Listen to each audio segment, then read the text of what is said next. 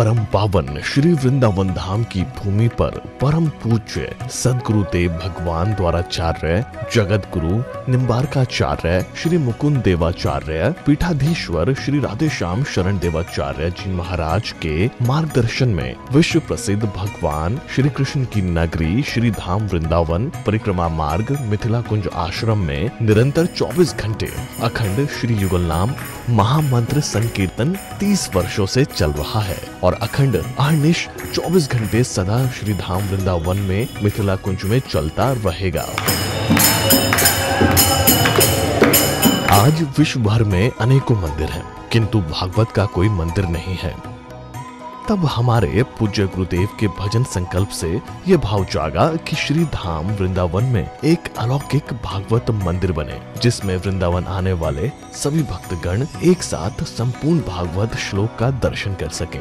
सदगुरुदेव के इस भाव को साक्षात करने के लिए विश्व में प्रथम बार श्री धाम वृंदावन मिथिला कुंज आश्रम में श्रीमद् भागवत महापुराण के 18,000 श्लोक शिलालेख लिखित भव्य दिव्य श्रीमद् भागवत महापुराण मंदिर बनने जा रहा है। आप सब भी इस दिव्य भागवत मंदिर में अपना तन मन धन से सहयोग कर श्री धाम वृंदावन में अक्षय पुण्य प्राप्त करें। एक श्लोक शिलालेख की सेवा राशि मात्र 5100 रुपए है, जिसमें आपके नाम से एक श्लोक शिलालेख पर लिखा जाएगा। इसी प्रकार से आप 2 श्लोक की दान राशि 11,000 रुपए, 5 श्लोक की दान राशि 25,000 रुपए, 11 श्लोक की दान राशि 51,000 रुपए और 21 श्लोक की राशि है 1,01,000 रुपए देकर अनंत पुण्य के भागी बन सकते हैं। कहा गया है कलयुग केवल नाम आधारा। हम सब भी श्री धाम वृंदावन में अपने नाम से या अपने पूर्वजों के नाम से या घर में समस्त विघ्न बाधाओं को दूर करने के लिए श्री धाम वृंदावन में अखंड संकीर्तन कराने का अलौकिक पुण्य प्राप्त कर सकते हैं। साथ ही आपके द्वारा प्रदान किया गया सेवा राशि से हरि नाम संकीर्तन के साथ साथ संतों का भोजन एवं गौ माता के लिए गौग्रास समर्पित किया जाएगा। आप निम्न राशि प्रदान कर सदस्यता ग्रहण कर सकते हैं। एक दिन का संकीर्तन राशि मात्र 1,500 रुपए, एक माह का संकीर्तन राशि मात्र 15,000 रुपए, 12 माह की संकीर्तन राशि मात्र 21,000 रुपए से आपके नाम से निरंतर अखंड श्री युगल नाम हरि नाम संकीर्तन के साथ साथ साल के 12 माह में 12 दिन 12 संतों का भोजन गौग्रास आदि सेवाएं आपके मरणोपरांत भी चलते रहेंगे। अतः आप एक छोटा सा संकल्प लेकर हमसे जुड़ सकते हैं और श्री धाम वृंदावन मिथिला कुंज आश्रम में आप आजीवन सदस्य रहेंगे। आप वृंदावन में जब भी आएंगे तो आपके रहने की निःशुल्क व्यवस्था रहेगी।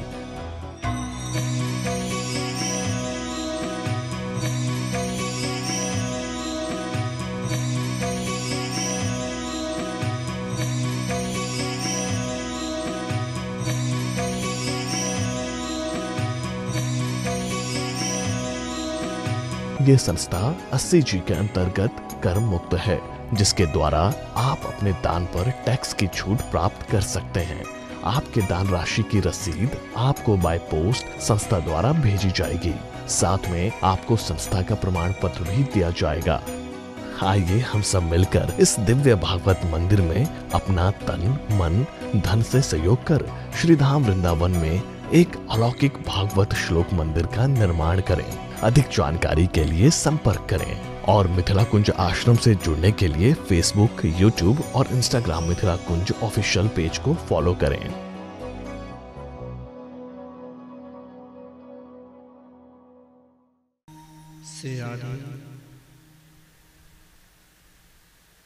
आनंद कंद स्वरूप ब्रज पुरंदर नंदन वैदिक प्रतिपाद श्री राधा सर्वेश्वर भगवान के चरणारविंद में प्रणाम करते हुए इस कथा के मुख्य आयोजक श्री सुबोधनाथ मिश्र तथा उनके समस्त मिश्र परिवार जिस परम पवित्र भूमि पर बैठकर आप सब कथा मृत का रसास्वादन कर रहे हैं, यह मिथिला भूमि भी अपने आप में जगत के संपूर्ण धरातल से अलग ये भूमि है, जहां पर कण कण में शक्ति की वास है। ये कथा भी कई वर्ष से एक मन का संकल्प जब व्यक्ति ले लेता है, बहुत लोग कहते हैं कि अगर हम संकल्प लेकर कोई कार्य करेंगे तो क्या संकल्प में शक्ति है कि वो कार्य में सफलता मिलेगी? बिल्कुल है। अगर आप संकल्प में अपना संबंध नहीं जोड़कर, अभिमान कब आता है? जब अपना संबंध जुड़ जाता है।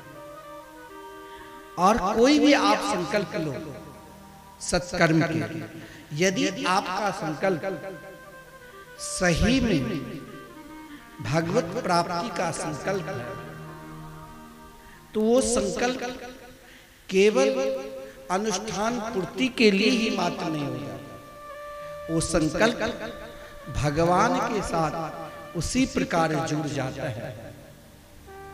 इस प्रकार जैसे भगवान त्रिगुणातीत है, उसी प्रकार भगवान के संकल्प भी विश्वास, संबंध और समर्पित, अगर तीनों गुणों का संबंध है तो मान लो इस संकल्प एक आप के माला है। जैसे माला जाप करते हैं तो एक एक दाना पर अपने इष्ट का नाम लेते हैं। तो जिस दिन मान लो संकल्प 2-4 वर्ष पूर्व के भी है और किसी कारणवशात संकल्प पूर्ण नहीं हो रहा है, उस दिन से उन संकल्प का संबंध भगवान से जुड़ जाता है। उसी दिन से आपका कार्य चलने लग जाता है। फिर क्या होता है? तो मंगलमय रहता है। और भागवत भी प्रारंभ में मंगलमय का ही वर्णन, जिसे हम मंगलाचरण कहते हैं। जैसे कोई भी कार्य करते हैं तो पहले मंगलाचरण क्यों किया जाता है? भागवत कथा से पूर्व नित्य आप मंगलाचरण श्रवण करो। मंगलाचरण में सर्वप्रथम अपने गुरुदेव का ध्यान किया जाता है, फिर अपने आचार्य का ध्यान किया जाता है। क्योंकि कहा गया है कि गुरुदेव का ध्यान इसीलिए किया जाता है कि गुरुदेव का कृपा ही धन्य धन्य गुरु, जिसने आपका हरि नाम से जोड़ देते हैं। इस आचार्य का भी मंगलाचरण करना आवश्यक होता है। बिना आचार्य पद्धति से अगर आप भगवान की उपासना करते हैं तो चाहे कितना बड़ा उपासना क्यों न हो, उन उपासना में कहीं न कहीं विघ्न जरूर आता है। और आजकल कोई जरूरी नहीं है कि विशाल पंडाल में लाखों लोगों को बैठाकर आप भगवान की चर्चा कर ले तो आप बहुत बड़े हो जाए। आजकल महाराज बहुत सुगम और सरल लोग कर दिया है। जिस कथा की गान परम विरक्त आदरणीय श्रीमान सुखदेव जी महाराज ने किया, आज वही कथा को एक नौटंकी के रूप में, चलो मिथिला में तो नहीं चलेगा, आप चले जाओ शहर सब में, गांव गांव में एक नौटंकी के रूप में सारे धर्म, पता नहीं उस किस धर्म के हैं, किस आश्रम की है, ना उनको अपने आचार्य की पता, ना उनको भगवान की पता, वो स्वयं अपने आप में स्वयंभू भगवान हो जाता। लोग, गांव के लोग सबसे अधिक भोले भाले हो जाते। अभी ये वृक्ष में आपको कह दे कि इस वृक्ष से आपको बहुत फायदा होगा, धागा बांधो, तो एक एक पत्ते नहीं दिखाई देंगे, सब धागा बांधने लग जाएगा कि ये वृक्ष में। तो कोई तंत्र की तरफ, तो कोई अनेक प्रकार की साधना की तरफ, लेकिन ध्यान देना भागवत कथा भी उनसे सुनना चाहिए। स्वयं भागवत के महात्म्य ही महिमा में कहा गया है, विरक्तो वैष्णवो विप्रो वेद शास्त्र विशुद्ध कीर्ति। कोई जरूरी नहीं है वो आपको खूब नचा दे, खूब ताली बजा दे, खूब हंसा दे तो बहुत विश्वविख्यात वक्ता हो। यहां लिखा है विरक्त भाव से। आजकल महाराज एक व्यास जी हमारे आश्रम पर, आपका आश्रम जो मिथिला कुंज में है ना, वो विश्व प्रसिद्ध है। वह आज के समय में आपके आश्रम में जहां लगातार 31 वर्षों से कहीं नवा अष्टजाम संकीर्तन होते हैं, कहीं मासिक, तो लोग थक जाते हैं। लगातार 31 वर्षों से संकीर्तन चल रहे हैं और वहां एक सत्संग भवन बना है जहां भारतवर्ष के अनेक वक्ता कथा करने के लिए आते हैं। कोई आस्था पर तो कोई संस्कार पर। ऐसे ऐसे वक्ता आए हैं जो अभी विश्व प्रसिद्ध अनिरुद्धाचार्य जी, जिसने मिथिला कुंज आश्रम में 2 साल वर्ष तक लगा था, अनेक वक्ता, और उन वक्ताओं के एक मन में संकल्प हो जाता है कि इस आश्रम में कथा करने से हम जरूर बड़े हो जाएं। और पूज्य गुरुदेव की ऐसी कृपा है, सही में अभी तक जितने भी वक्ता आए हैं, मैंने तो उनका नाम लिया, श्री चतुर नारायण शास्त्री जी, श्री मनुश्री जी, अनेक ऐसे वक्ता आए हैं जो आज निरंतर चैनल पर चल रहे हैं। एक ऐसा वक्ता आया था, उसने कहा महाराज हम 7 दिन अलग अलग सजकर बैठे हैं। मैंने कहा तुम इन लोग क्यों ठग रहे हो? उसने कहा ये मेरा व्यापार है, मैं जितने सुंदर बनकर बैठूंगा लोग उतने आकर्षण होंगे। उनको मैंने कहा आपका तिलक भी मैं देख रहा हूं कि 2-4 रंग की, आपके गुरुदेव कौन है? बोले मैं अभी तक गुरु बनाया ही नहीं, 4 दिन में आप 4 रंग के, 7 दिन में 7 रंग के मैं तिलक करता। बोले आपके आचार्य? बोले मैं तो जानता भी नहीं कि 4 संप्रदाय क्या है और चारों आचार्य क्या है। भागवत भी उन वक्ताओं के द्वारा श्रवण करना चाहिए। क्या इनके अंदर विप्रत्व है? क्या ये विप्र है? क्या ये वैष्णव है? और वैष्णव भी है तो इनके गुरु द्वारा कहां पर है, किस संप्रदाय से? और इनके आचार्य चरण की, आचार्य परंपरा की कौन से आचार्य है? क्योंकि भागवत में मंगलाचरण में आचार्य की वंदना के पश्चात इष्ट वंदना की जाती है। फिर भागवत की वक्ता और फिर सभी संतों की, उनके पश्चात हम नित्य भगवान की कथा सुनते। मंगलाचरण यानी मंगलमय आचरण। लाखों की भीड़ है, ना वक्ता के आचरण उन आज के समय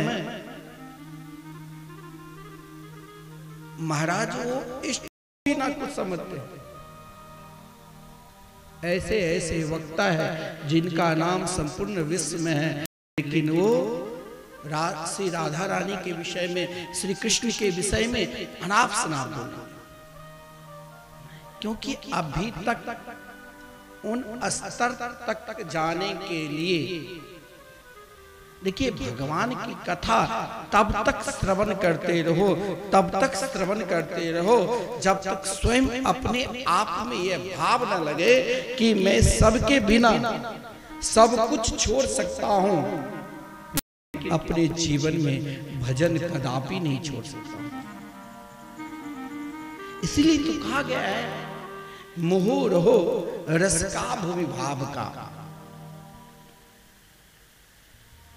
और रस का भुवि भाव का यानी जीवन में सब कुछ छूट जाए परंतु भजन न छूटे, क्योंकि भागवत में जो 18,000 मंत्र है उनमें एक ऐसा श्लोक नहीं है जिसमें भगवान की नाम की महिमा ना हो। संपूर्ण श्लोक में केवल नाम की महिमा है। चाहे आप किसी भी धर्म के हो, चाहे आप किसी भी पंथ के हो, चाहे आपकी कोई भी इष्ट है, लेकिन जिन इष्ट की उपासना से आपके हृदय में भगवान के भजन करने में, कीर्तन करने में मन लग जाए, वही आनंद है। और वही आनंद को पहचान भागवत दिलाता है। इसीलिए तो भागवत के मंगलाचरण में आदरणीय श्रीमान व्यास जी ने पहचान दिलाया। कभी कभी क्या होता है, हम स्वयं को, अपने आप को भूल जाते हैं। हम केवल अपने आप को यही जानते हैं कि हम बहुत बड़े धनवान हैं, या हम बहुत बड़े विद्वान हैं, या हम बहुत बड़े सुंदर हैं, या मेरे अंदर बहुत प्रभुता है, या हम बहुत बड़े बलशाली हैं। परंतु संपूर्ण बल को एक में समर्पित करना, क्या? तो परमात्मा की चरणार। आप कहेंगे कैसे समर्पित करो? क्योंकि विश्वास तभी जगता है किसी पर जब उनके अंदर प्रभाव, और प्रभाव को तभी मानकर चलेंगे जब उनसे मुझे नजदीक भाव हो, यानी संबंध हो। जब नजदीक निकट हम रहेंगे तभी हम उसे पहचान पाएंगे, और निकटता तभी उत्पन्न होगा जब हम समर्पित हो जाएंगे। तो यहां व्यास जी ने हम सभी को श्री कृष्ण की निकटता के लिए सुगम मार्ग बता दिया। बोले विश्वास है, संबंध है और समर्पित भाव है, तो पहचान कैसे? यहां मंगलाचरण के जो भागवत के प्रथम श्लोक है, इसमें केवल पहचान करना है। यहां भगवान के पहचान भी है, यहां भगवान के प्रभाव भी है, और यहां भगवान की दीनता भी है, और यहां भगवान के मुस्कुराहट भी है। और जब ये चारों एक साथ मिल जाए तो मान लेना, चाहे हम भारतवर्ष देश विदेश के किसी भी कोने में रहेंगे, हम सब कुछ छोड़ सकते हैं, लेकिन श्री कृष्ण के मंगलमय नाम को नहीं छोड़ सकते। व्यास जी ने जो गान किया, सच्चिदानंद रूपाय विश्वोत्पत्त्यादि हेतवे तापत्रय विनाशाय श्री कृष्णाय वयं नुमः।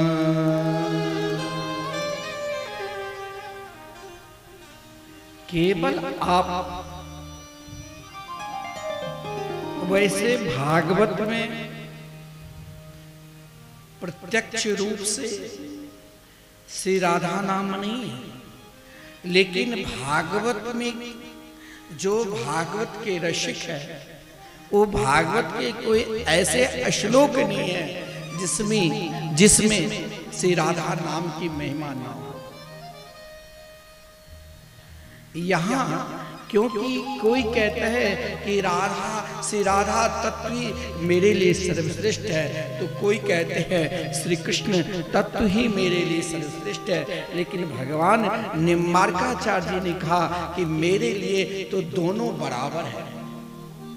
जिनके चरणार बिंद में संपूर्ण देवता, जिनसे राधा कृष्ण के चरणार बिंद के नमन करते हैं और प्रार्थना करते रहते हैं कि नान्या गति कृष्ण पादार बिंदा शम दृश्यते ब्रह्म शिवादि वंदिता। ब्रह्मा शंकर इंद्रादि देवता दोनों तत्व को, न कोई छोटे हैं न कोई बड़े हैं, दोनों तत्व को एक समान मानकर मंगलाचर्य किया। जिनका स्वरूप ही आनंदमय है, जिनका स्वरूप ही मुस्कुराहट में है। इसीलिए आचार्य चरण ने कहा, एक स्वरूप सदा दो दाम, आनंद के आह्लादनी श्यामा, आह्लादनी के आनंद श्याम। आपको आनंद चाहिए, आपको सुख चाहिए, क्यों इधर उधर भटक रहे हो? एक बार आप सही विश्वास पर श्री कृष्ण नाम ले लिया ना, तो आपके घर में कोई तंत्र मंत्र नहीं कर सकता है।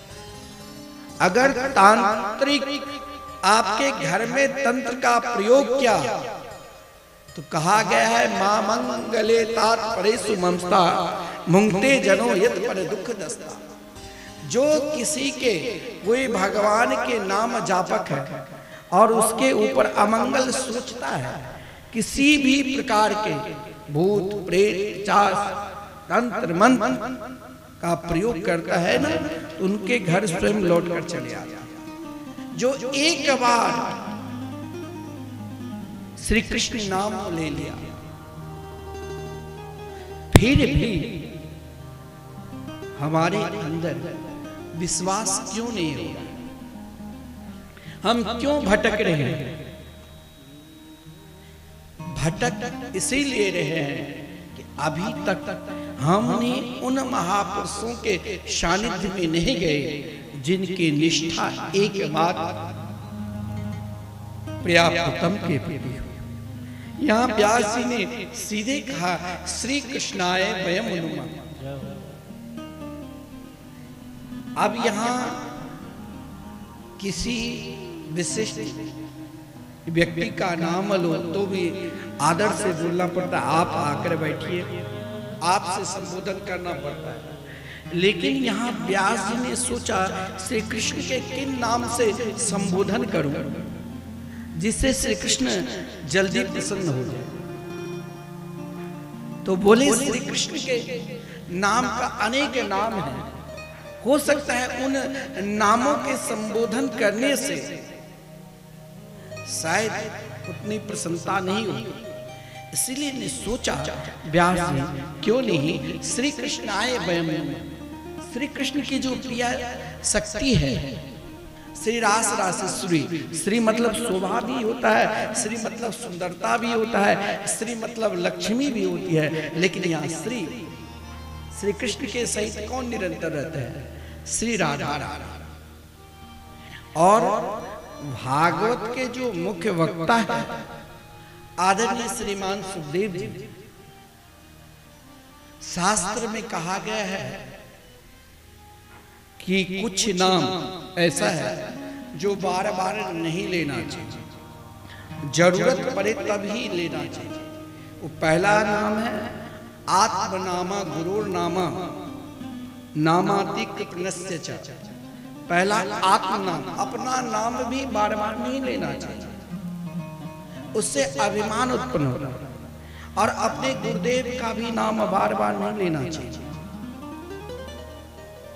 कृपण व्यक्ति का भी नाम नहीं लेना चाहिए, बड़े संतान का भी जो नाम रखे वो नाम से नहीं, लोग प्यार से अलग नाम बोलते हैं। पति को अपनी पत्नी का नाम नहीं लेना चाहिए बार बार, और पत्नी को अपने पति का नाम, ये शास्त्र में वर्णन। और यहाँ आदरणीय श्रीमान सुखदेव जी के सदगुरु श्री राधा रानी, क्योंकि दिव्य गोलोक धाम में श्री राधा रानी के दो जो पक्षी है वो बहुत प्रिय। एक मोर, मोर यानी निष्काम, और तोता, तोता जल्दी शब्द को पहचान जाता है, हम लोगों को बहुत समय लगता है। तो राधा रानी उन दिव्य गोलोक धाम में लीला शुक यानी तोता को निरंतर अपने निकट रखकर हम सब पर कृपा करके उनको कहा। तोता को आप राम राम कहोगे तो राम राम बोलेंगे, कृष्ण कृष्ण कहोगे तो कृष्ण कृष्ण, घर के सभी सदस्य के नाम बोलने लग जाओगे तो वो भी याद आ जाएगा। कहा गया लीला सुकोयम वृषभान जाया पवित्र चंचु प्रिय चुंबनेन एकांतिको नन्य रहस्य पाठी गोलोक प्रसादा सदा निवास। दिव्य गोलोक धाम से रास रासेश्वरी राधा रानी की प्रेरणा से आदरणीय श्रीमान सुखदेव जी इस धरातल पर स्वयं भगवान की आज्ञा लेकर माता के गर्भ में जो 12 वर्ष तक निवास, और भगवान ने कहा मेरी माया जो प्रबल माया है वो माया आपके ऊपर कुछ प्रभाव नहीं कर पाए, और स्वयं अपने इष्ट का नाम यानी गुरु का नाम नहीं लेना चाहिए। इसीलिए श्री राधा नाम तो ऐसा भागवत की कोई भी श्लोक नहीं है जिसमें नहीं है, लेकिन सांकेतिक भाषा। यहाँ व्यास ने कहा श्री कृष्ण को प्राप्त करने के लिए हमें राधा रानी को भी साथ में ले जाए। जब तक श्री जी की कृपा नहीं होगी तब तक हम श्री कृष्ण के निकट जा ही नहीं सकते। प्रेम को प्राप्त करना है और उस पराभक्ति में डूबना है तो रास रासेश्वरी राधा रानी को भी साथ लेना।